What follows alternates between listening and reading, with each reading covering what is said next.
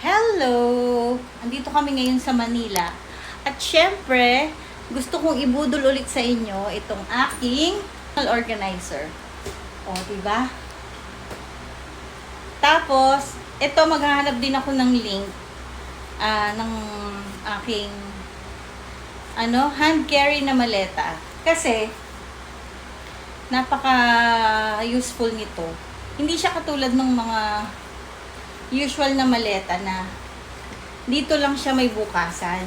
Ito, meron na siyang bulsa dito sa harap. So, yung mga kailangan mo, sorry, hinihingal ako, galing kami labas. Yung mga usual na kailangan mo tulad ng tissue, ganyan. Basta, madali mo na siyang makuha. O, diba?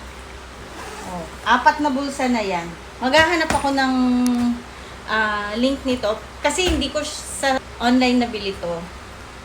Tapos, nilagyan ko na rin siya ng lalagyan ng alcohol para pag magta-travel ka, may ready alcohol ka na. Ito, dinagdag ko lang tong feature na to. Wala talagang lalagyan ng water to. So, kung i-check-in mo to, tanggalin mo yung water. Pero kung halimbawa nasa airport ka, pwede mong ilagay dyan. Ano yan?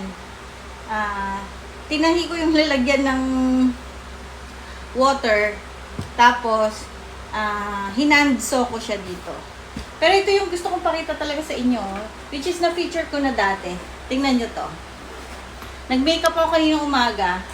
Binuksan ko lang siyang ganyan. Hindi ko na siya tinanggal dito sa aking maleta. Ganyan lang. Tapos, isasara mo lang siya pag aalis ka na. Wala ka nang kailangang arte-arting gawin. Tapos, actually kung maayos ang pagkaka-pack mo sa loob ng mga damit dito, pwede mong ganyan lang din buksan, no? Igagano lang.